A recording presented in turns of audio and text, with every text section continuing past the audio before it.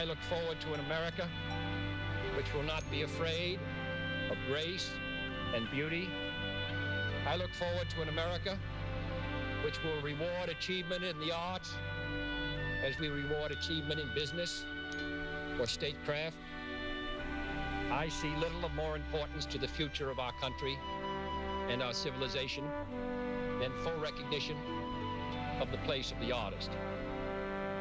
And I am certain that after the dust of centuries has passed over our city, we too will be remembered, not for victories or defeats in battle or in politics, but for our contribution to the human spirit.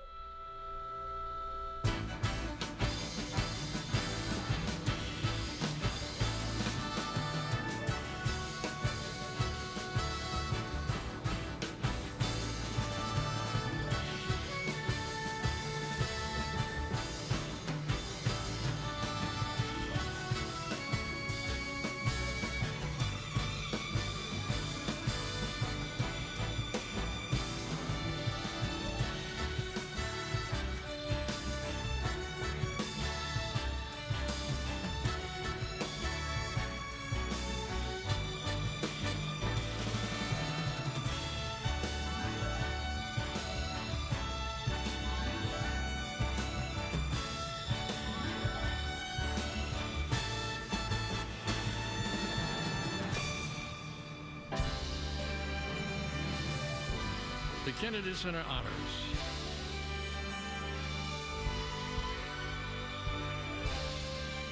Honoring Al Green, Tom Hanks, Patricia McBride, Sting, Lily Tomlin.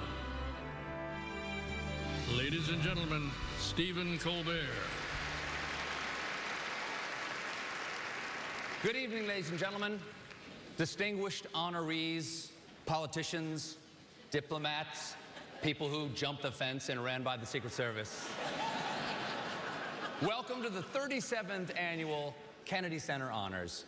I am thrilled to be here tonight. When I got the call asking me to come to the Kennedy Center Honors, I was on cloud 9, of course. Then they told me I would not be receiving an honor, just hosting this evening, and I moved down to cloud 8. Still a very high cloud, of course, and given the fact that D.C. just legalized recreational pot, I assume many of you are up here with me right now. Tonight's celebration of the arts is in keeping with the vision of President Kennedy, who in 1963 said, "I look forward to an America which will not be afraid of grace and beauty." So tonight, Washington puts the arts above politics. Because no matter what party you belong to, everyone wants a selfie with Tom Hanks. And I'm sure that includes the most powerful and influential person in the world, Michelle Obama. Madam First Lady, lovely to see you. Good evening. Also refreshing about tonight's ceremony, no lengthy acceptance speeches, because each honoree is allotted exactly 0 seconds for his speech. You artists just have to sit there and allow us to love you. Though I have heard with Sting, that could take up to 30 hours.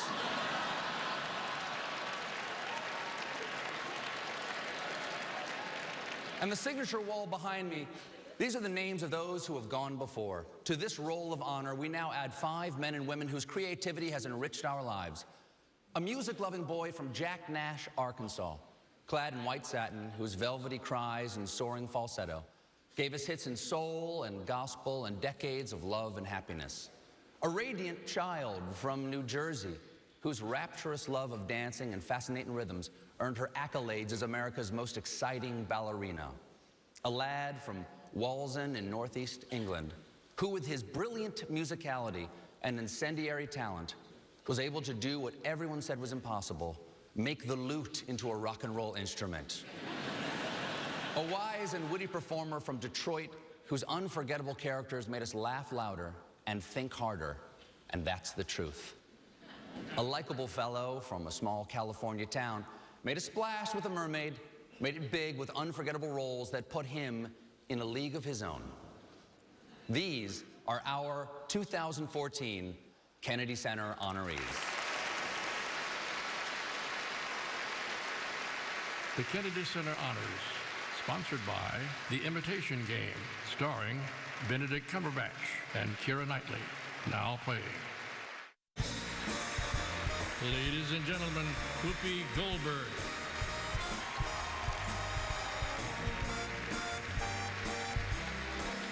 There is no mistaking the sound.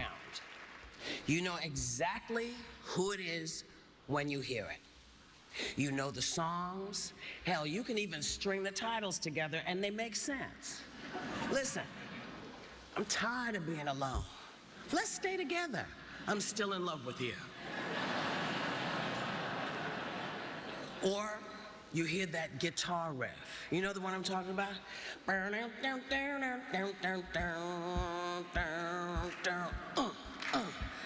you don't have to clap, it's all right. And you know the words. Something's going on. Someone's on the phone. 3 o'clock in the morning. Yeah. Talking about how she can make it right. Dun, dun, dun. There's something in the songs written and performed by Al Green that makes you believe in a higher power because they soar above just about what anybody else can do. So, really, you think you can do Al Green? No, honey. No, can't nobody do Al Green. Nobody. Now, no disrespect, POTUS. There's only one Al Green.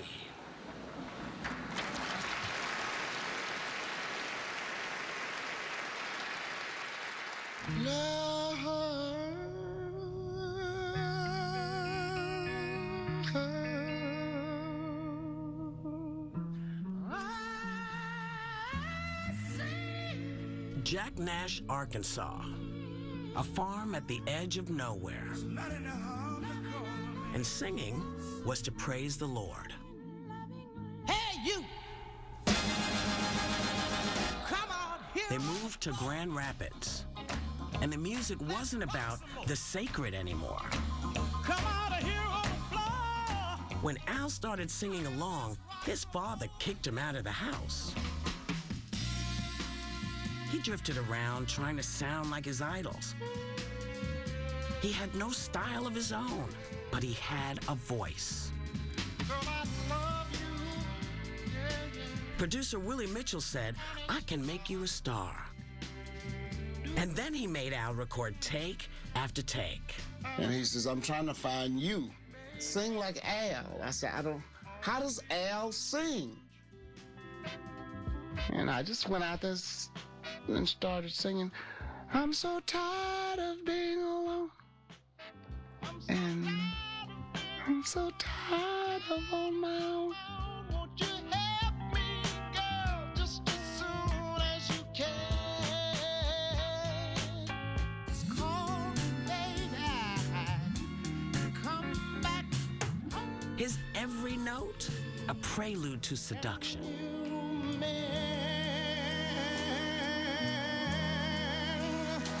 This broken heart, oh my mind. His rise was unprecedented in soul music history.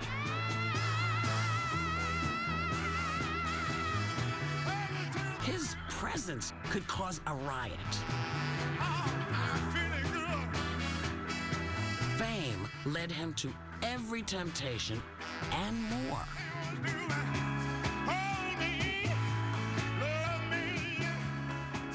He let the devil in the door.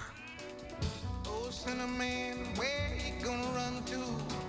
Cinnamon, where you gonna run to? He sought redemption and found a new calling. Born again, he began again. As the Reverend Al Green, he used his gifts only in the service of the Almighty. Oh, it's you I want, but him that I need. He came to understand that if his voice was a gift, so were all his songs. Often imitated, never duplicated.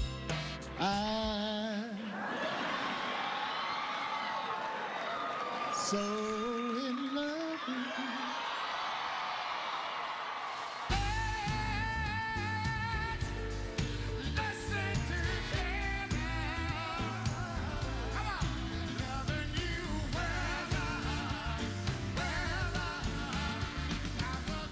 To Al Green, music is the ministry of love.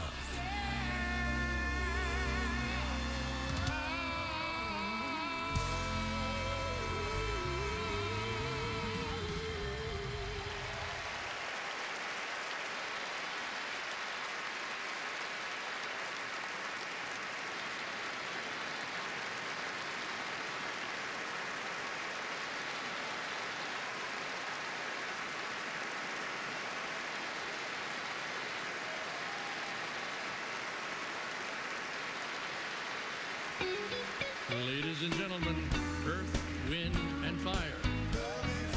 Love and happiness. When something's going wrong, someone's on the phone, 3 o'clock in the morning, talking about how she can make it right. Well, happiness is when you really feel good about somebody.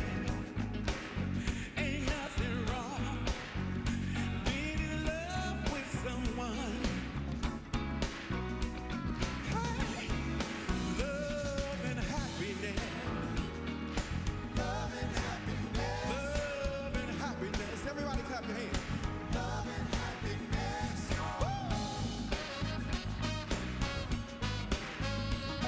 Come on. Love and happiness. Love and happiness. Love and happiness. Love and happiness.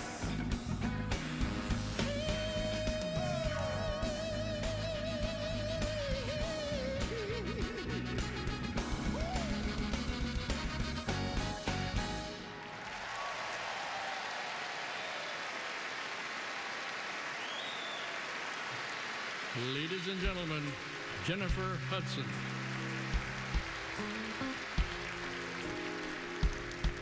This is what he said.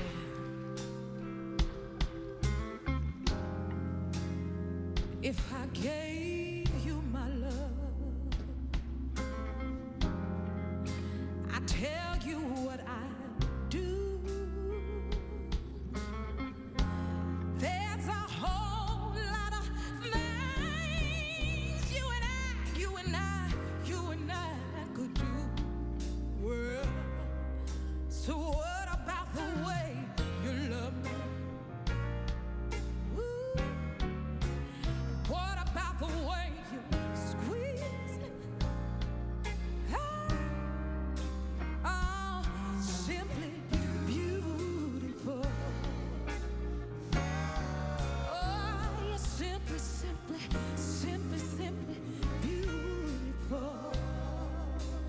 Oh, when I needed you, you were right there beside me.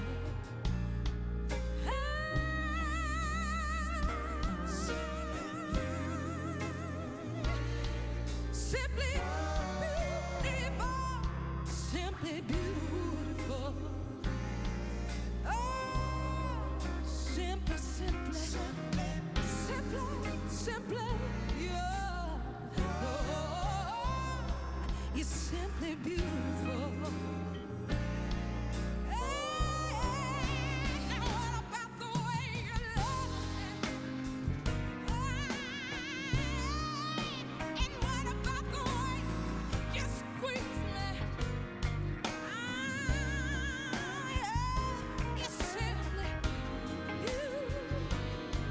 You're simply beautiful, yeah.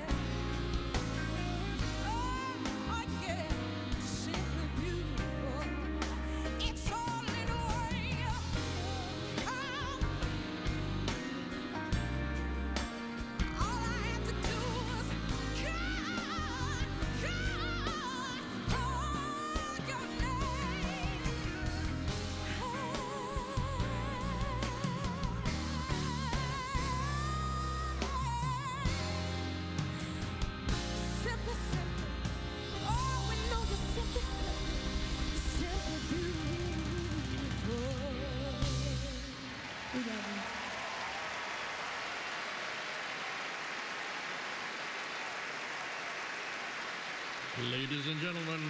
Usher.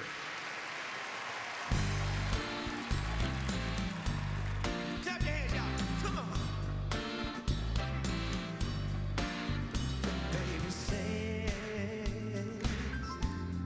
since we've been together, oh, loving you forever is what I need. Let me be the one you come running to. I'll never be untrue. Oh, baby, let's stay together, loving you weather, times are good or bad, happy or sad. Why? Somebody tell me why people break up, yeah, turn right around and make up. I just can't deceive. You never knew that to me, would you, baby?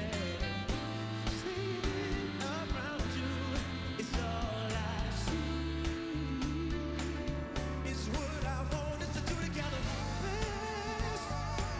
Come on, let's stay together, loving you weather, times are good, bad, happy or sad. Come on, good or bad, being sad, good or bad, happy or sad.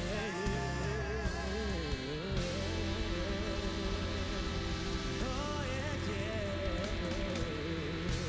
We love you.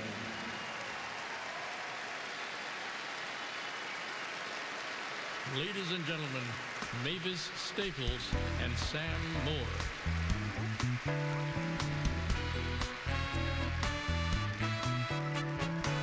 I don't know why I love you like I do. After all these changes you put me through, you stole my money and my cigarettes. I haven't seen how to have you. I don't want to know head, but I want to know. Tell me, am I in love to stay?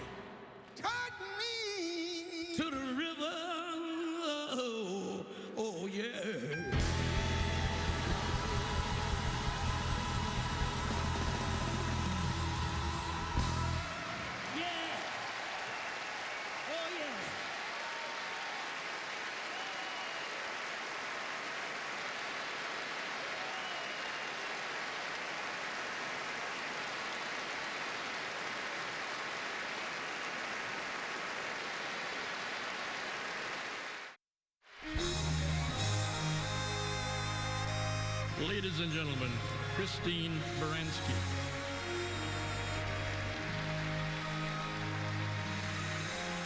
Brava, Miss McBride.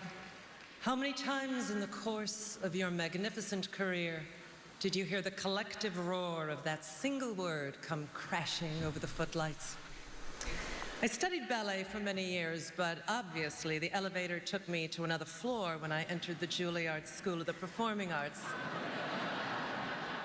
On an ordinary morning, on my way to an acting class, I might find myself in that elevator rubbing elbows with George Balanchine or Jerome Robbins, or maybe crossing 65th Street on my way home, walking through Lincoln Center and buying a balcony seat to see something great. Mind you, this was the golden age of the New York City Ballet. Its company of principal dancers were like rock stars, and their jewel in the crown, or I should say their dazzling red ruby, was Patricia McBride. She had this rapturous love affair with her audience because of her humanity, which radiated to the upper reaches of the balcony. I know, I was sitting up there, shouting brava. Thank you for however many hours, years, tears of pain, sweat, emotion that it took to be that astonishing. Bravo, Miss McBride. Bravo to our prima American ballerina.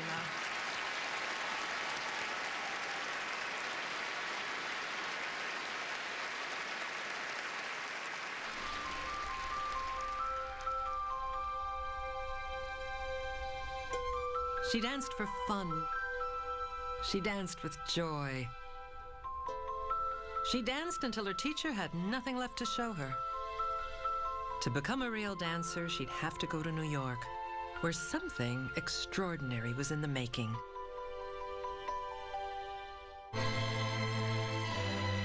The great George Balanchine possessed a vision to remake classical ballet, to take it to a place where there were not yet names for what they would do. To do so, he would build a company from the ground up. When Balanchine chose her as a principal dancer, she wondered, would she be able to live up to what he saw in her?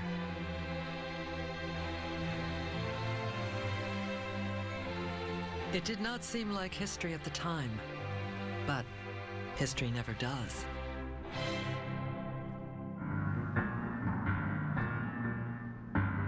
Balanchine created a series of fiery duets for her and Edward Villela.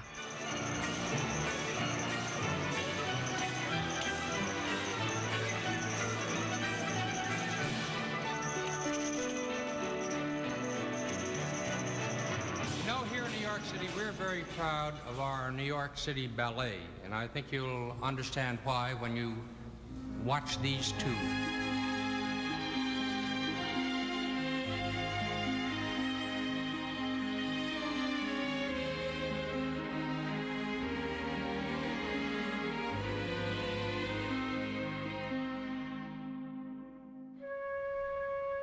She was shy and true and brave, the tender heart of the New York City Ballet as its legend grew. She was a muse to Jerome Robbins and a partner to the greatest dancers of the day.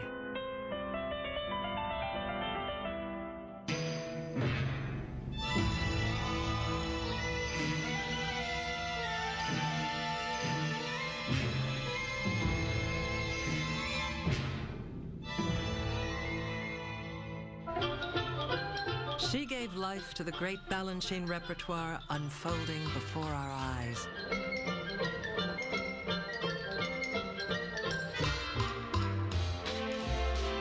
As light as air, as supple as spring, she danced 60 principal roles, 30 created for her. A star and favorite daughter for over 35 years.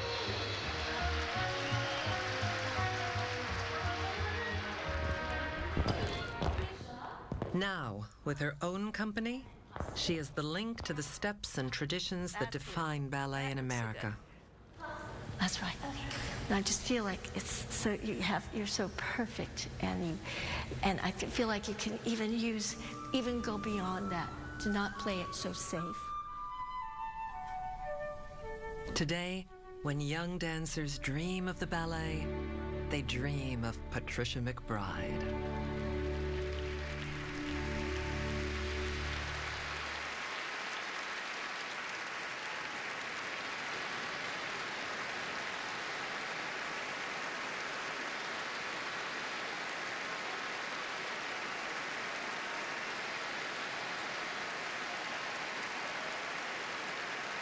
Ladies and gentlemen, from the New York City Ballet, Tyler Peck.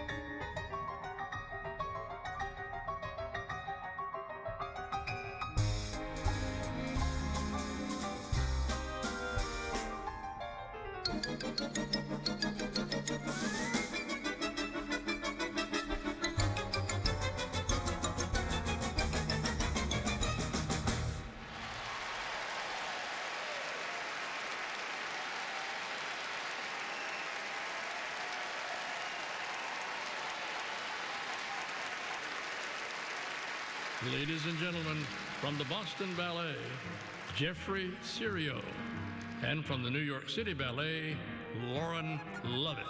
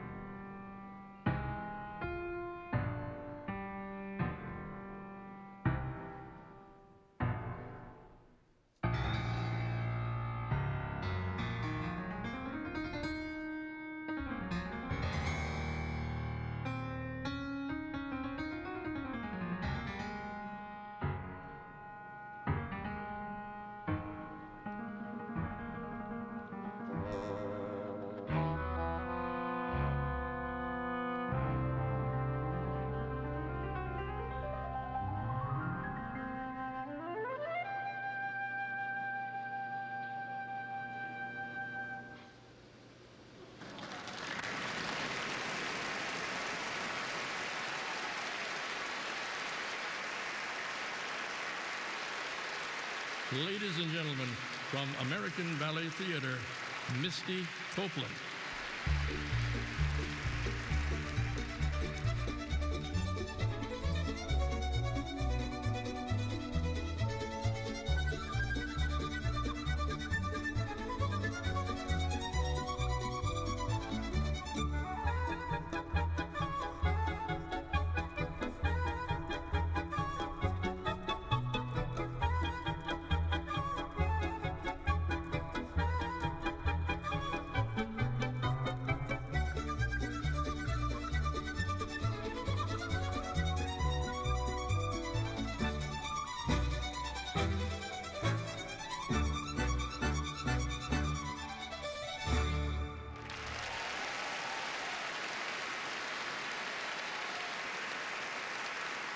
From the New York City Ballet, Tyler Peck and Jared Angle.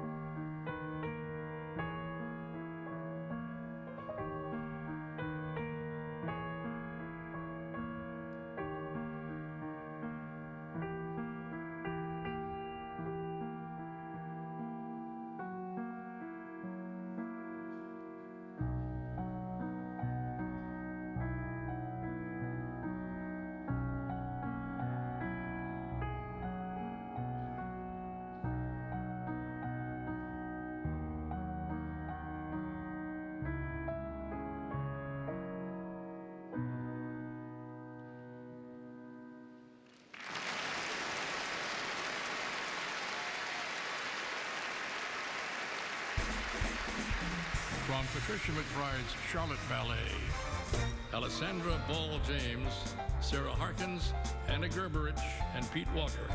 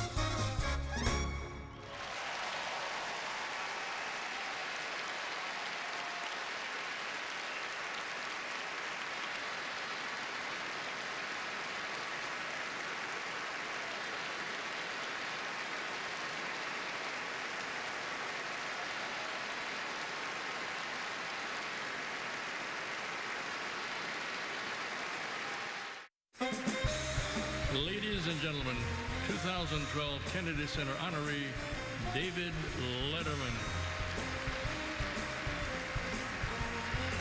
Thank you. Thank you so much.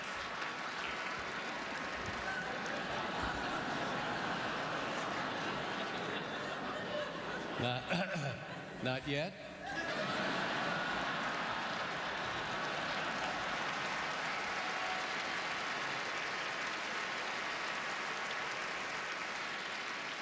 I've known Tom for a long, long time. He and I met by chance, Hollywood, California. We were kids. Tom was auditioning for a little something called Bosom Buddies. I was auditioning for a little something called Menudo.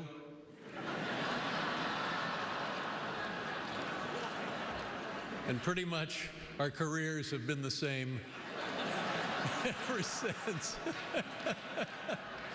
You know, I get to see Tom in every movie he's made, and then I get the good fortune of sitting next to him as a guest on the show for 10 or 15 minutes. And both are enjoyable, both are delightful, and I've always maintained that his success was because he's Tom Hanks. He's Tom Hanks up there, he's Tom Hanks right there. And I came up with a thing, and maybe everybody else has thought of this, but if you haven't, talk it over on your way home.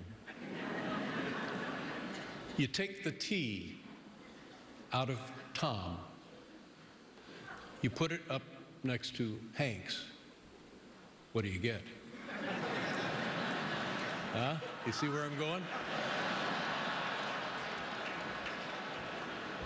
And so, about all I can say here tonight, thanks,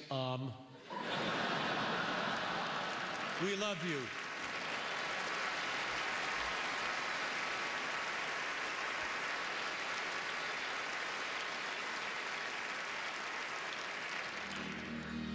Hey, I got an idea.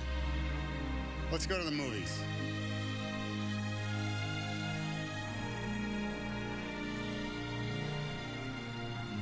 Let's go and experience how the human condition can be captured by this amalgam of light and sound and literature we call the cinema.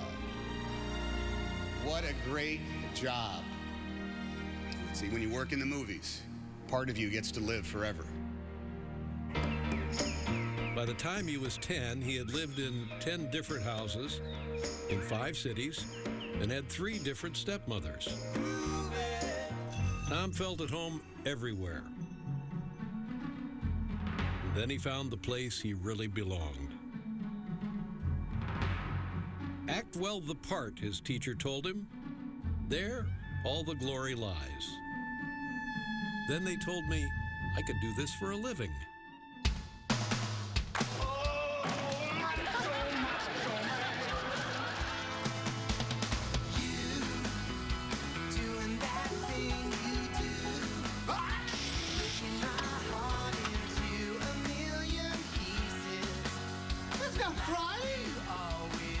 Crying in baseball. He had been the boy of our youth. It's okay. Everything's under control. Then he was the man of her dreams. Shall we?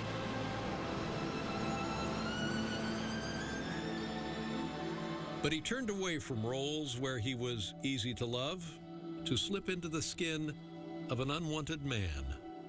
Subsequent decisions have held that AIDS is protected as a handicap under law, not only because of the physical limitations it imposes, but because the prejudice surrounding AIDS exacts a social death which precedes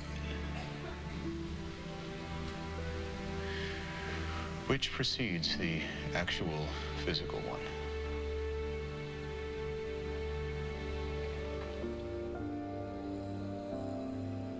Our job is to hold the mirror up to nature. We must be constantly examining who we are, or how we got here, and how we're getting through all this.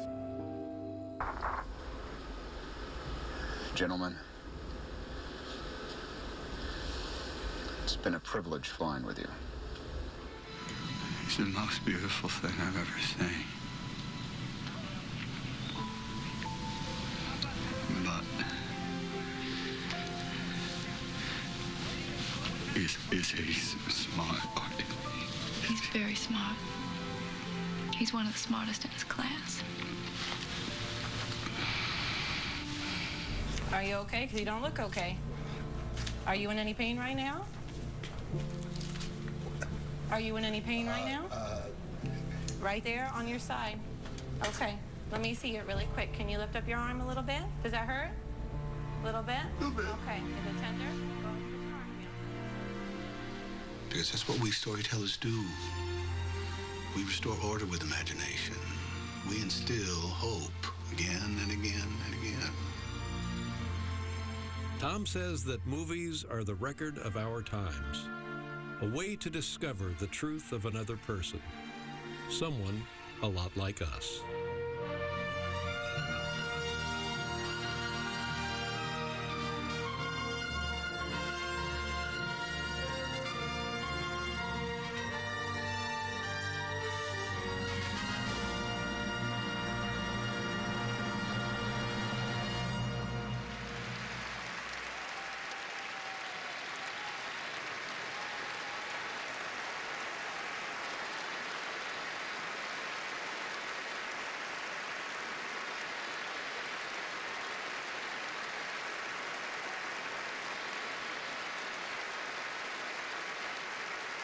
Coming up, Martin Short, Steven Spielberg, and an honors salute to our troops.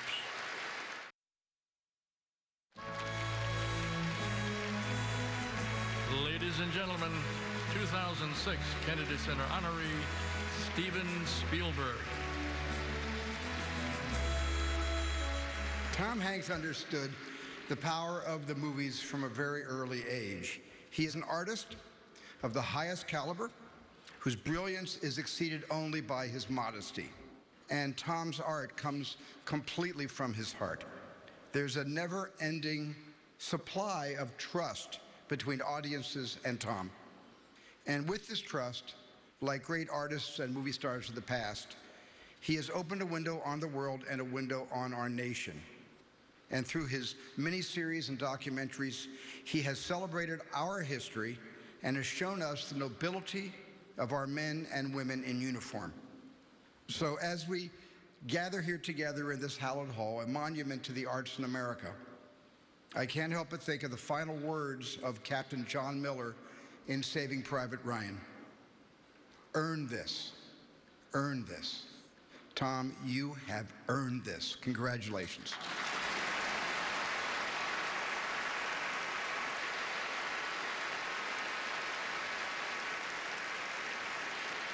Ladies and gentlemen, Martin Short. Tonight is a special night in Washington. It certainly isn't about Democrats and Republicans not getting along. We have the rest of eternity to talk about that. But it's about honoring my dear friend of over 25 years, Tom Hank. Tom is the essence of America, especially when he gains 50 pounds for a role.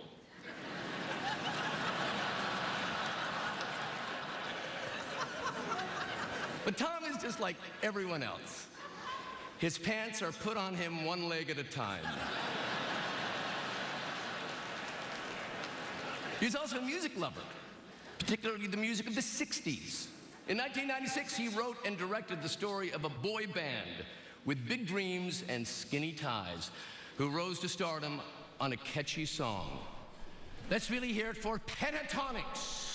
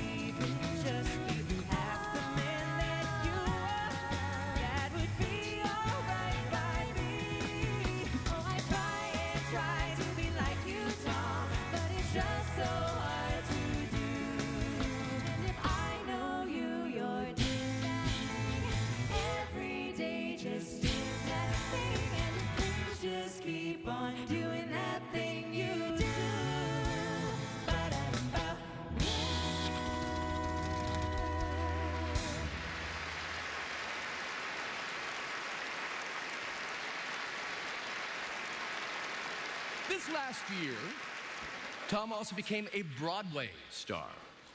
And nothing was more impressive than when I saw him in Nora Ephron's Lucky Guy. I was so mesmerized. I remember that 10 minutes into his performance, I whispered into my phone, "I'll have to call you back." Think of the great men Tom has co-starred with. Leonardo DiCaprio, Paul Newman, Matt Damon, Denzel Washington, and of course, Hooch.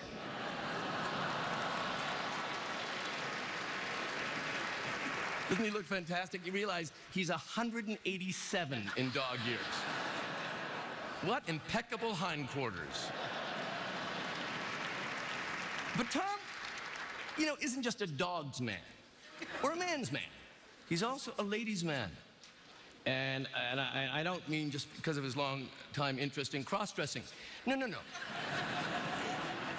In what we, with a strong theater background, like to call irony, it was on the set of Bosom Buddies that he met his beautiful and his talented wife, Rita Wilson.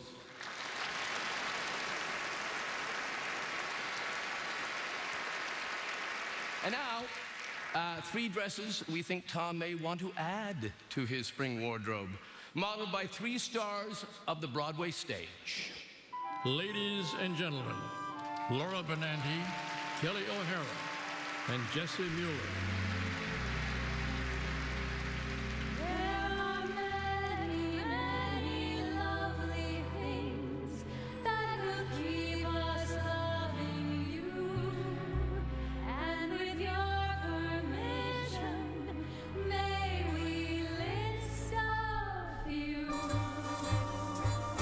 The way you wear your hat,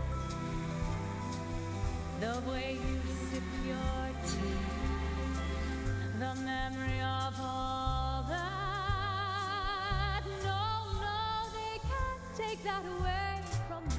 The way your smile just beams, the way you sing off key, the way you haunt my dreams.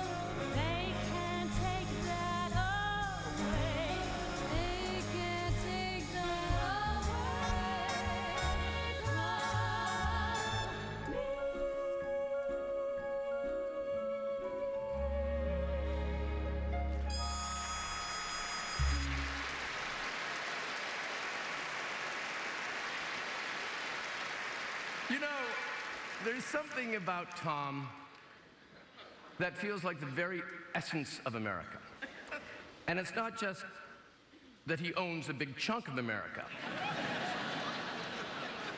Though I'm from across the border in Canada, I look with admiration at those distinctly American qualities of hope, determination, and decency that shine through every role he plays. Everything he touches, actually. He is every man and the best of us at the same time. You know, it's as if, well, let me just sing about it, why don't I? You're our Yankee Doodle dandy. You're the star who's just like me. The real-life hero that I am inside, or the one that I dream I could be. You've got a Yankee Doodle sweetheart. She's your Yankee Doodle joy. Yankee Doodle through and through. You love your art and country. You are our Yankee Doodle boy.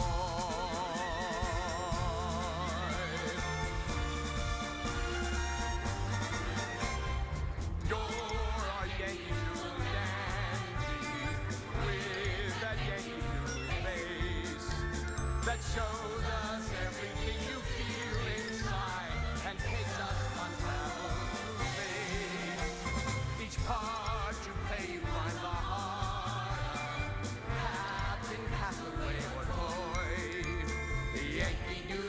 the truth, he never is a phony. Won 2 Oscars and by God you almost won a Tony. You are our Yankee Doodle boy. You're our Yankee Doodle dandy. You're our country's favorite son. riding on his ass. You are a Yankee boy.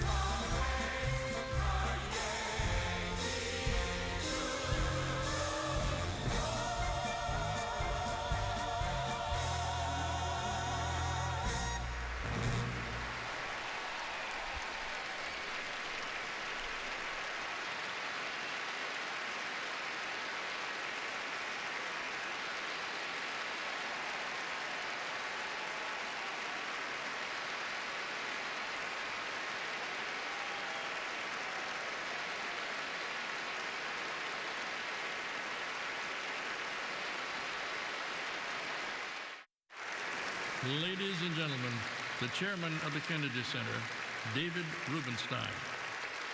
This honors evening reminds us of the vital role that arts plays in our lives and the importance of the Kennedy Center to our country. With your help, we will continue to commission, create, and present the best in music, dance, and theater.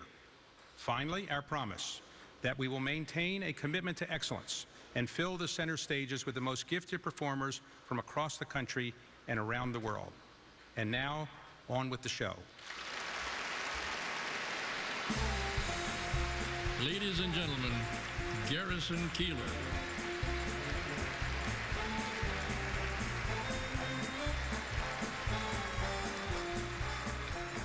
When I was growing up, I always wanted to be someone. Now I realize I should have been more specific.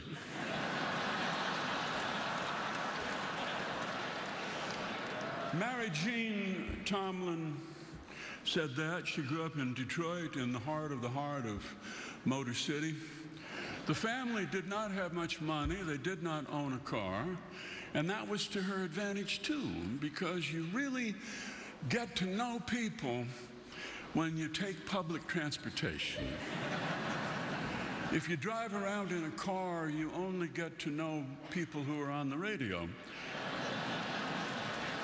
On the bus, you meet people who are really messed up, who are talking to God, and maybe God is talking to them, or maybe they are with an imaginary friend who they are not getting along with on this particular day. And they may be sad, but they are not apologetic, and they can still get right up in your face. In other words, people that have been portrayed by Lily Tomlin over the years. People who adore Lily Tomlin ask you if you know her, and if you do, they want to know if she really is who we imagine that she is. And she really is. She really is. She is more like herself than she ever has been in the past. And we love you, Lily, and write if you get work. Thank you.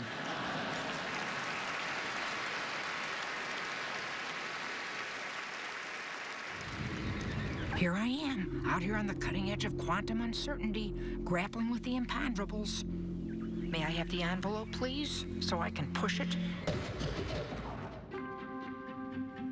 Lily always saw the world a little differently.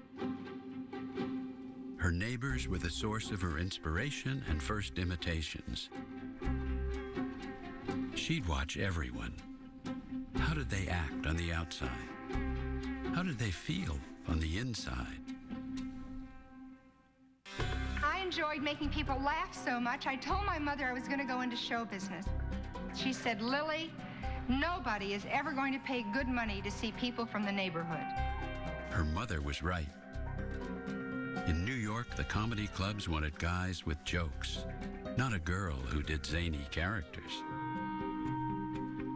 But Lily believed in her characters and wanted her comedy to run deeper than a punchline. It all changed with one phone call. One ringy-dingy. Two ringy-ding. Oh, a gracious good afternoon, Mr. Veedle. I'm Miss Tomlin, your representative from the telephone company. About this unpaid phone bill. Now, when may...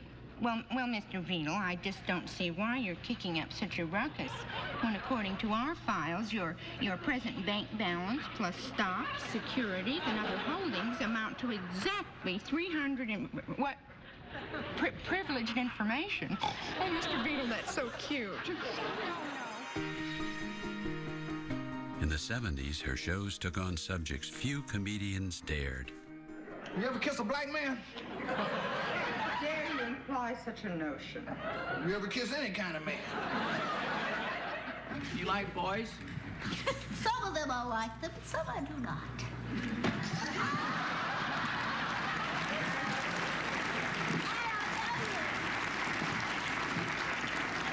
Because Junior Phillips takes his PD out at school.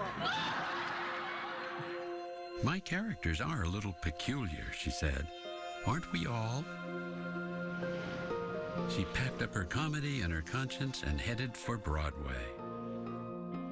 I think that's the wrong place now, see? That's why I moved it. I mean, none of this is going to... 5 years in the making with her partner, Jane Wagner. Lily, alone on stage, played all the parts. I forget things. Like the other day, I forgot where I put my house keys. I looked everywhere, and then I remembered I don't have a house. We laughed at Lily, but she was showing us ourselves. After touring the country, the play became a movie. All my life, I've wanted to be somebody. But I see now I should have been more specific. Her parade of characters continued through movies and television. It's no use. I'm gonna go to the pen. We better get her a lawyer. I'm gonna be locked up for life. Where's the phone? Over there. Do you have any change? I think so. I just sit right here. I'm gonna lose my job. Violet, now just calm down. I'm no fool. I killed the boss. You think they're not gonna fire me for a thing like that? Now hush. Say you want me, I'll come running. Without a word, she could draw us into the human heart. Yeah, I'm easy. I'm now ordering you to tell me why you were fired. Well, I'm afraid we're at a classic impasse, Mr. President. You were strange the first time I met you, and you're strange now. Hey, the first time you met me, there was a good reason. What? I was high. This American pioneer began with a laugh and ended with a comic worldview. The world according to Lily. Cannot fool me, and that's the truth.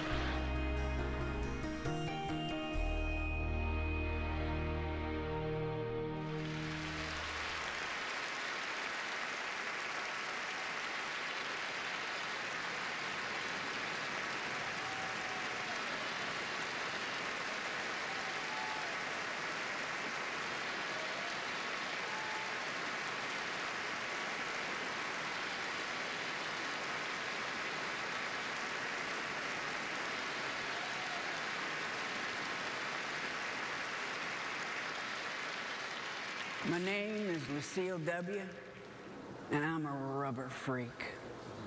Ladies and gentlemen, Jane Lynch.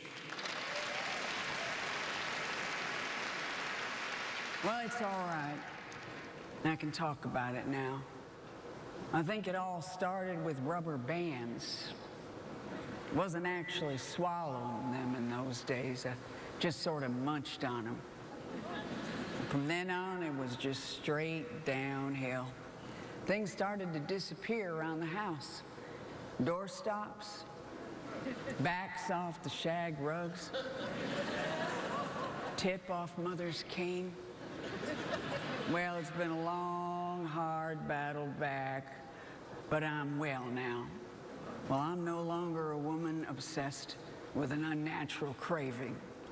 Why, I'm just another normal, socially acceptable alcoholic. Well, that was not my impression of Lily Tomlin. That was actually my impression of a 15-year-old me growing up in Dalton, Illinois, imitating Lily Tomlin. The human mind is so strange. I told him that's nothing compared to the human genitals. That's a line from The Search for Signs of Intelligent Life in the Universe. It's also an excuse to say genitals at the Kennedy Center. Ladies and gentlemen, Kate McKinnon.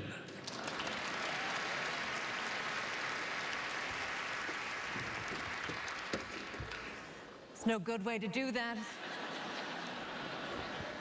2 years ago, I joined the cast of Saturday Night Live, and now here I am honoring my comedy hero. Lily, thank you. You turned playing lovable oddballs into a viable career option. Yes. Well, I was pretty intimidated the first time I met Lily Tomlin. Ladies and gentlemen, Reba McEntire. From the first time I saw her on Laugh In, I said, this is a person I want to be best friends with. She had a twinkle in her eye and was funny and generous to her characters. Nothing about her seemed phony or fake. I wanted some of that. Remember the days when it was only the operator listening in on our calls?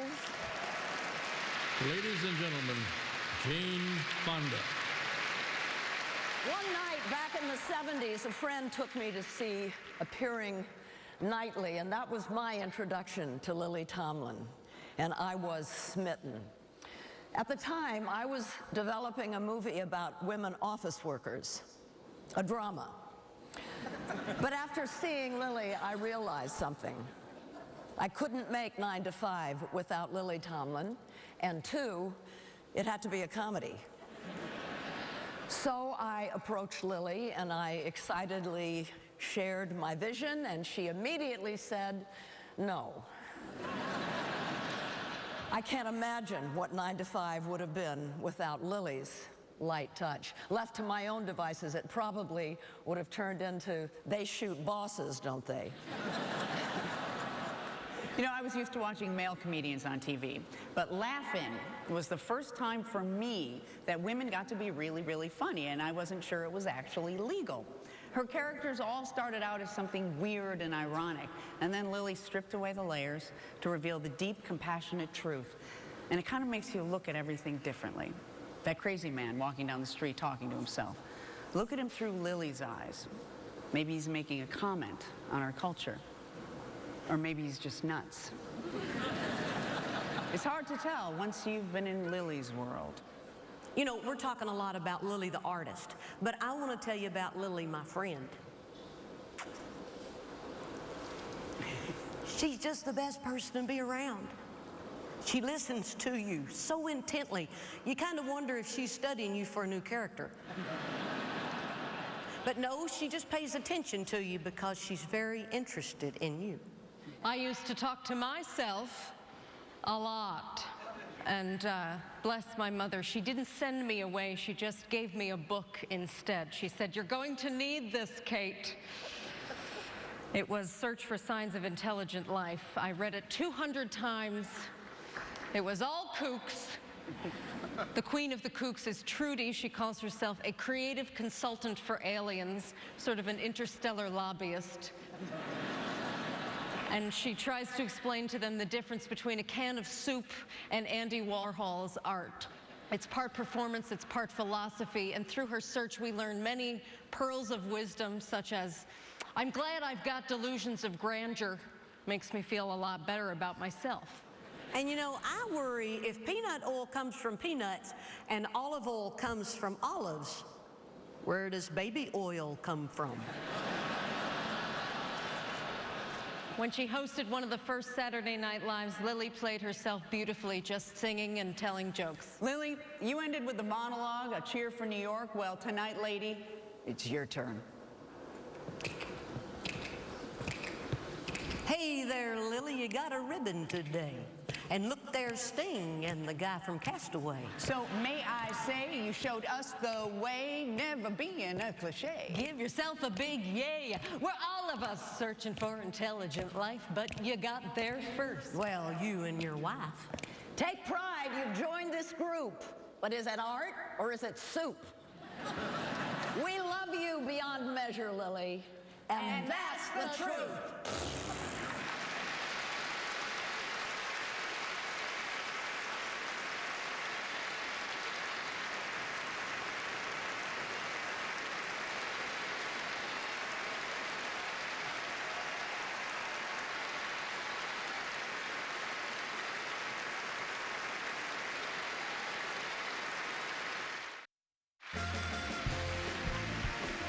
Ladies and gentlemen, 2011 Kennedy Center honoree, Meryl Streep. The thing about Sting is that with all the gifts that he's been given, his musicality, his beauty, his wife and family, his athleticism, his drive, the regard of his peers, his money, his fame, fan-filled stadiums, he's still sort of scowly. He's still unsatisfied. He's restless, unsettled, gazing off to the side, thinking, what's next? What's next? What don't I know? What is left to discover? He's experimented with acting, playing the lead in Threepenny Opera on Broadway, and in many movies. And if you're interested in some of the most fun that I've ever had making a film, you should look at the love scenes I had with Sting in the film Plenty. I'm just kidding. That was just another job.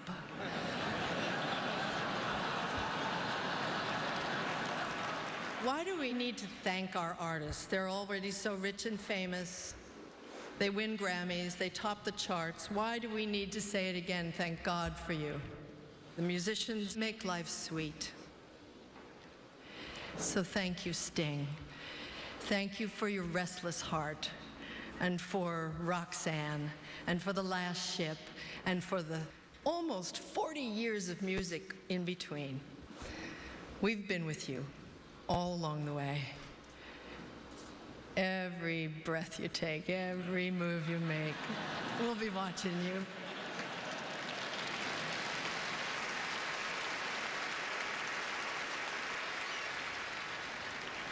I was born and raised in the shadow of a shipyard in a little town on the northeast coast of England. I would wonder with some anxiety whether that would be my destiny. I want a life beyond this town. I want a life that's out of the ordinary. He left everything behind to make music. Roxanne, you don't have to put on the red light. In London, he found his way in with one song and two mates, bursting with wild ideas. You don't have to put on the red light. His song defined their sound. When they couldn't get it on the radio, they said, let's try America. I guess you'd call it cowardice, but I'm not prepared to go on like this. I can't stand losing. By the trip's end, they were riding the crest of a new wave.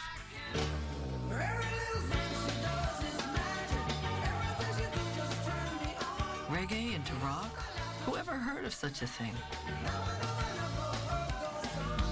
Every breath you take, and every move you make. Wrapped in velvet, his songs tore at your heart. You break every step you take. I'll be watching. The boys had outdistanced their wildest dreams. Crowds in every city at their feet.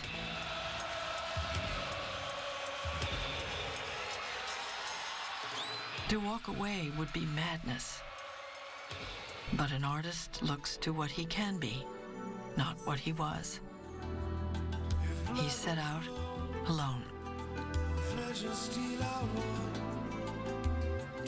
His way was not to stay on one path, but to constantly inject surprise into everything he did.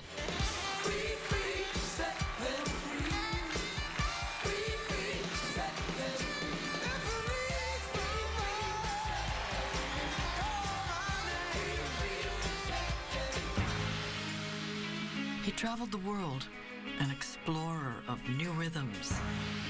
Then he joined them to his own, an outpouring of new sounds and new songs.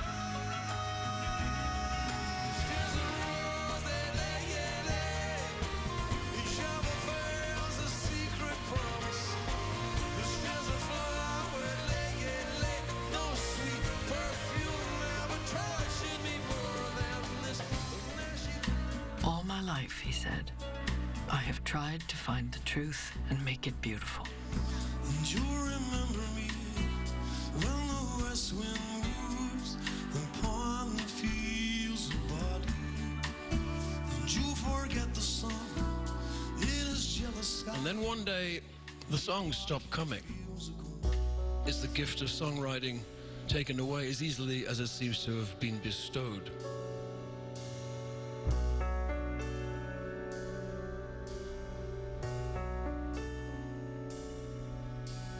T.S. Eliot wrote, "The end of all our exploring will be to arrive where we started and know the place for the first time."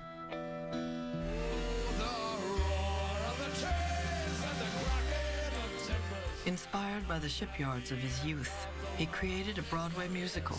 As a mountain of steel makes its way to the sea, and the last ship. Where will he sail next?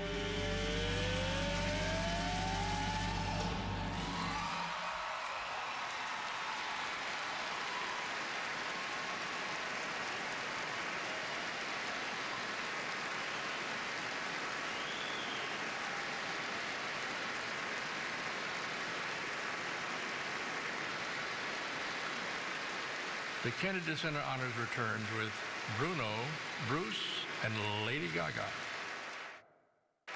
Ladies and gentlemen, Lady Gaga. Come on! Let's make this one sting!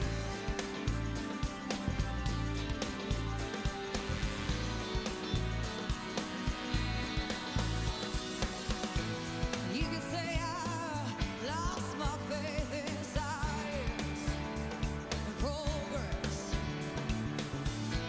You can say I lost my belief in a holy church.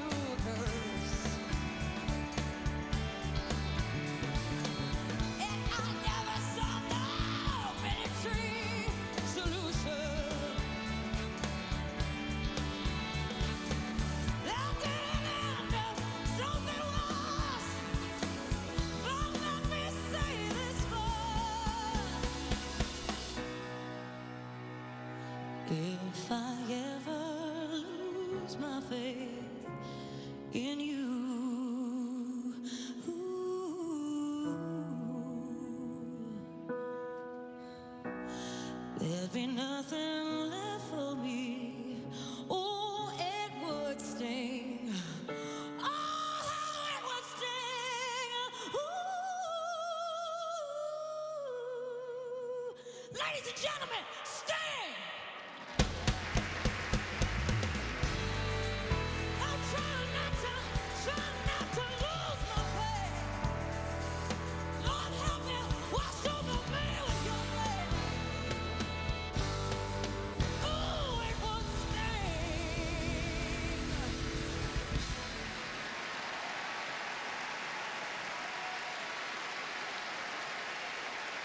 Ladies and gentlemen, Esperanza Spalding and 2013 Kennedy Center honoree, Herbie Hancock.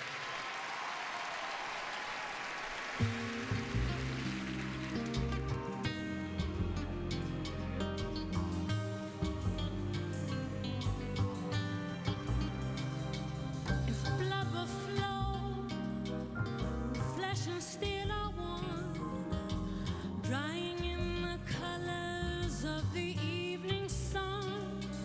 Tomorrow's rain will wash the stains away. Something in our minds will always stay. Perhaps this final act was meant to cinch a lifetime's argument. Nothing comes from violence, and nothing ever could. For all those born beneath an angry star, lest we forget how fragile we are. On and on, the rain will fall like tears from a star, like tears from a star. On and on, the rain will say how fragile we are, how fragile we are. On and on, the rain will fall like tears from a star, like tears from a star. On and on, the rain will say how fragile we are, how fragile we are, how fragile, fragile we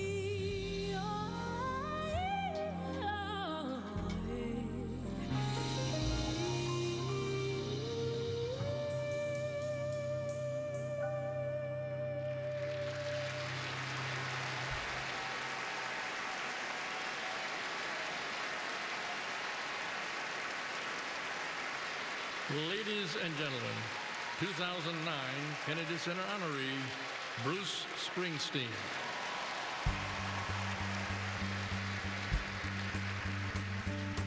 Early one morning, with time to kill, I borrowed Jeb's rifle and I sat on the hill. I saw a lone rider crossing the plain. I drew a bead on him and practiced my aim. My brother's rifle went off in my hand. Shot rang out across the land. The whole sea kept running, the rider was dead.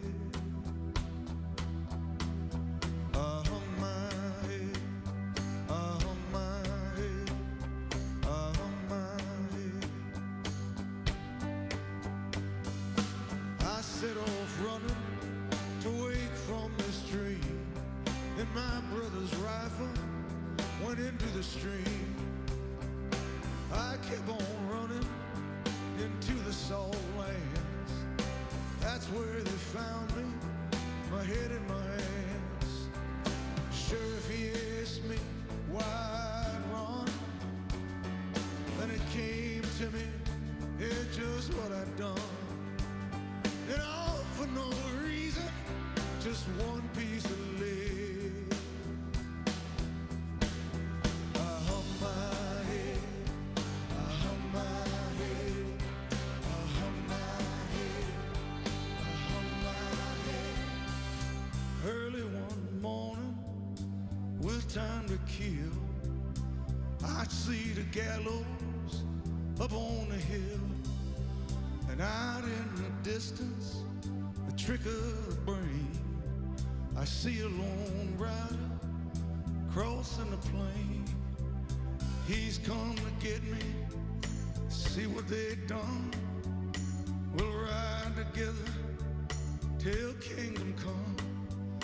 Pray for no mercy, but soon I'll be dead.